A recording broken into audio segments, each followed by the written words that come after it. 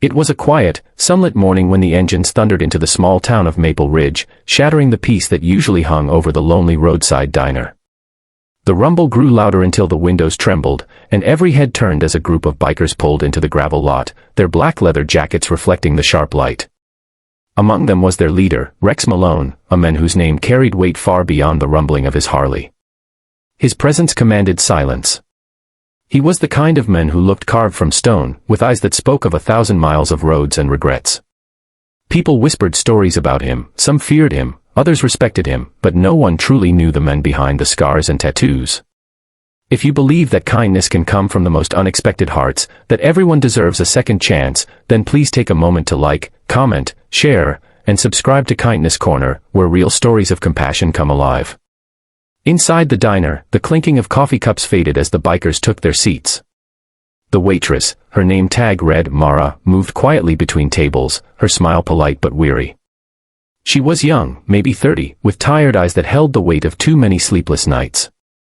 When she leaned forward to pour coffee, Rex noticed something beneath her attempt at cheer, a faint bruise near her jawline, half covered by foundation, the kind that no makeup could fully hide. It wasn't the first time he'd seen something like that. It stirred memories of his past, the kind of past that still haunted him when the nights grew too long. Mara worked in silence, keeping her eyes down. Her hands trembled slightly as she placed a plate before him. Rex's gaze lingered not with anger, but with concern. He didn't say a word, but inside, something shifted, a quiet fury mixed with an ache he hadn't felt in years. He saw himself in her fear. Years ago, he'd lost someone he loved to the same kind of pain, the kind no one spoke about, the kind hidden behind closed doors. That memory had been buried under layers of roughness, but now, standing before this bruised waitress, it clawed its way back to the surface. Outside, the sky turned gray, and the wind began to pick up dust from the lot. The other bikers laughed among themselves, but Rex wasn't listening. He watched as Mara slipped into the back kitchen, her shoulders slumped. He followed her with his eyes, noticing how she flinched when the manager barked an order from across the counter. The man was thick-set, with a mean look and eyes that burned with quiet cruelty. And in that moment, everything became clear to Rex. Hours later, when the lunch crowd thinned, Rex lingered alone at the counter, pretending to sip the last of his coffee. He watched the manager walk past Mara, bumping her shoulder hard enough to make her spill. She whispered an apology, but the man's response was sharp, venomous.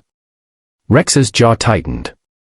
There was no mistaking it now, this wasn't just stress. It was fear. The kind that traps people in silence. That night, Rex couldn't shake the image of her bruises.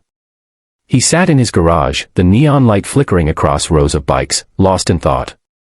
His brothers from the club came by, joking and loud, but he barely heard them. He kept thinking about how life had once given him a chance to help someone, and how he'd failed. He'd promised himself never again. The next morning, he made up his mind. When the sun rose, Mara came into work early, her hair tied back neatly, trying once more to hide the mark on her cheek. She was surprised to see the bikers' motorcycles already lined up outside, their chrome catching the morning light. Rex sat at the counter, waiting. When she approached, he asked softly if she was okay. She nodded quickly, too quickly, her smile trembling. But then, before she could turn away, he spoke again, not in anger, not in pity, but with a quiet firmness that told her he saw what others ignored. And in that silence, she broke. Tears welled up, spilling before she could stop them. The manager stormed out from the back, ready to shout, but Rex stood. The room fell still. The bikers behind him straightened, their presence heavy and solid. The manager's tone faltered as Rex walked toward him, not fast, but with a calm that made the man's arrogance crumble. Rex didn't raise his voice. He simply told the man that hurting someone weaker didn't make him powerful, it made him pitiful. The manager tried to protest, but one look at the dozen bikers behind Rex made him stop. He stormed out, cursing under his breath, his pride shattered as the door swung shut behind him. For a long moment, no one spoke. Then Mara turned, her face streaked with tears, and whispered a thank you so faint it barely left her lips. Rex nodded and told her she didn't need to thank anyone, that she just needed to start again, without fear. The diner erupted in quiet murmurs. People who had watched in silence earlier now looked ashamed of their inaction. One old man even stood to clap softly, and slowly others joined until the sound filled the small space like a heartbeat. The story of what happened spread through Maple Ridge by nightfall.